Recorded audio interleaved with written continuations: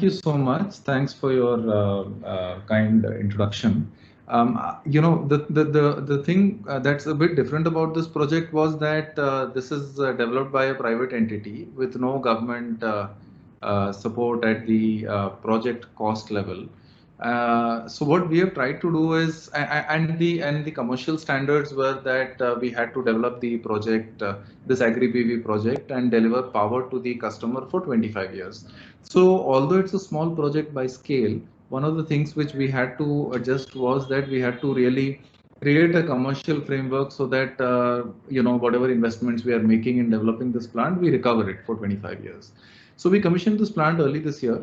It's a 110 kilowatt plant located in the outskirts of Delhi, and we partnered with a technical agency called Krishi Vigyan Kendra, which is a Government of India Agriculture Research Institution, and it's located in and the plant itself is located in their premises. We financed the project using an Indian financial institution, IREDA, to be specific. The mounting structure was hot dip galvanized with a 3.5 meter elevation. So, in the earlier presentations, we heard about different models of Agri PV. This is considered to be the sort of holy grail, which is that the structure is elevated 3.5 meters, so that not only can agriculture take place underneath, but also full-fledged agriculture in the sense movement of a tractor, movement of mechanized equipment, all of that can take place underneath. And we are seeing that in terms of sort of the crops that are being developed, okra, tomato, brinjal. So there is a lot of agriculture taking place underneath this institution. I will show you some photographs as we go on, and maybe some learnings as to in this pilot, some learnings which could probably help us at a national level in terms of designing a larger scheme. So the broad issue, as we all know, it's all been said so far in so many eloquent presentations, is that the availability of land is a big issue, and there is a livelihood issue for farmers as solar keeps scaling. So the agrivoltaic concept is a harmonious coexistence of agriculture and solar in the same premises. There is an alignment with government policy because the government genuinely wants distributed solar. KUSUM scheme itself is conceptualized for the purpose of involving agriculture and solar, integrating agriculture and solar. And KUSUM component A specifically has been designed to create integrated frameworks for agriculture and solar. There is a significant alignment with the United Nations Sustainable Development Goals as well. And this is something which again, contributes greatly to reduction of climate change and, contribution to the environment. What we did in terms of KVK Ujva was that we organized our 110 kilowatt plant into 3 rows of panels. Each row had 2 panel elevated structure. Now here we had an option of going with a tree kind of structure where we had multiple, maybe 3 panels or 4 panels vertical. But then one of the design considerations was that we would keep the design, we'll keep as much space between the rows as possible, and by reducing the number of panels on each frame, we would try to ensure that there are, there is enough light underneath for agriculture to take place. So this was a key design consideration for us. And right from day zero, we had a lot of thrust on trying to ensure that agriculture was taking place. The distance between the columns itself is 5.25 meters. So in terms of span of the structure, there is 5.25 meters span, and the and the height of the structure, minimum height was 3.6 or 3.7 meters. So in design, this is how it looked. On the right side, you can see this is the way it looks. The minimum height of the structure was around 3.7 meters. Distance between the legs was 5.25 meters. And we had for water, cleaning water and rainwater, etc. We had a drain at the bottom end of the panels so that water does not fall directly on the crops. We kind of collect the water and take it to the side, and then we had a water harvesting sort of a plant in somewhere in the corner. So this is what it looks like right now. So significant agriculture activity underneath. There was, tractor, mechanized equipment. They did whatever they wanted to do. So you'll see that, we had several options. One of them was to put trackers and, the kind of photos you saw before. But every time you do something like that, it leaves an imprint which does not allow for clear 3.5 meter movement. So this was something which was a design consideration for us. We had to ensure that there was 3.5 meters underneath so that mechanized equipment could go. And we didn't want to risk it because actually mechanized equipment went and it was not 3.5 meters at every location. We would our structure would collapse, and we would lose money. So we tried to ensure in all senses that this was a well-designed structure. So now there is a lot of agriculture activity going on there. It's right in the outskirts of Delhi, and you're all welcome to take a look at it. This is a short video actually, which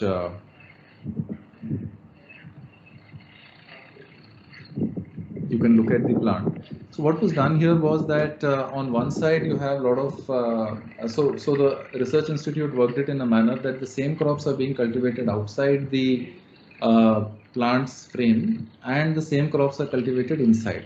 So over a period of time, 1 year or 2 years, they want to take stock of the generation data. Sorry, being a developer, I always say generation data, but they want to take a stock of the cultivation data from outside the panel area and inside the panel area, so that they can look at whether this is making sense, and what is the loss of productivity in this particular project. So this is broadly the way it was done. So you can see as we get closer and closer to the panels, right? So this is the way you can see. This is a very clean kind of structure. There are no obstructions. There is no there are no rafters or purlins or bracings between the two frames. There is nothing there, and these are all the ropes that you can see tied are for agriculture purposes, not for the solar.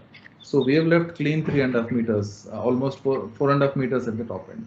That's our transformer, and that's our plant. So in a sense, it's a very pure kind of a agrivoltaic plant, where what is happening right now is a harmonious utilization of the land underneath for agriculture and solar on top. So we've had a lot of learnings here, a lot of challenges we faced, and I thought this would be the right forum to talk about them. First of all, what happens is that when the comments also before this presentation about giving income to farmers and all that, the biggest problem we faced here is that we need space to climb and clean the panels. So unless we are creating some kind of robotic mechanism for cleaning the panels, it is actually a challenge to climb and clean these panels unless some clear area is provided below, where we put a ladder and we climb the panels to climb for the panel area. So this was a problem convincing a research institute, and I presume it will continue to be a problem as we scale up this mission and genuine farmers are at the other end. Second thing is availability of water. Now water is always going to be scarce insofar as agriculture is concerned, and solar plants in India, at least in rural areas or even in urban areas, they require cleaning once in 2 weeks or once in 3 weeks. So how does that? So how do we prioritize between the water availability for solar and the water availability for agriculture? And this is going to be a big problem because we cannot bring tankers from outside and clean our panels. We expect that the farmer will provide it to us, at least in the smaller scale installations. Soil quality is very important, because here what we are doing is we are not just leaving the ground underneath. We are actually doing mechanized farming underneath, or there is some kind of activity underneath. That is also one of the stated missions of the Kusum Part A. So soil quality in the long term will continue to keep changing because of fertilizers and various other changes to the soil, and eventually we'll have to see about how we can create a structure which is stable enough in all circumstances. The issues during construction, or in fact at a plant level, first of all is that we find that the tariffs being offered in Part A of Kusum, they are not conducive to setting up of a solar plant. And at those tariffs, it's quite difficult to set up an elevated solar structure, also provide lease rental to the farmer, and also set up. So if we really want to scale up this mission, I think it's very important to give remunerative tariffs. We have to understand that this is a slightly, in terms of risk profile, this project is more risky because there's always going to be someone else in the vicinity. So if you want this scheme to succeed, it's very important for us to have more tariffs for the developers. The other thing is that the farmer may not always be aligned to the value of solar and the development costs involved. So he would always prioritize his agriculture costs. He would always prioritize farming. So it's important to find a stable farmer, a stable partner who really understands that you're also a partner to him and you're using the same land. So we would ideally not like tractors to be used during agriculture. We would like, fruits and vegetables are, I mean, vegetables are fine, but if you're going for like large scale farming, then I think there will be a problem in the long term. Cabling, we had to avoid doing underground cabling. We had to go over the ground, because when we go underground, there was always a risk that during farming somebody would cut into a cable. On the DC side, of course, it remains above the earth. AC side also, we had to sort of put all cables above the earth. So this was quite a challenge for us during the construction phase. The last challenge is the depth of the foundation, because we really don't know how deep and what kind of farming he's going to do.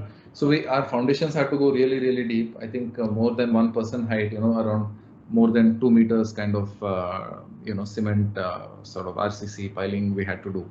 But that is something which I think that's the cost that we have to bear if we know that in the long term there is going to be this kind of usage by the farmers for agriculture.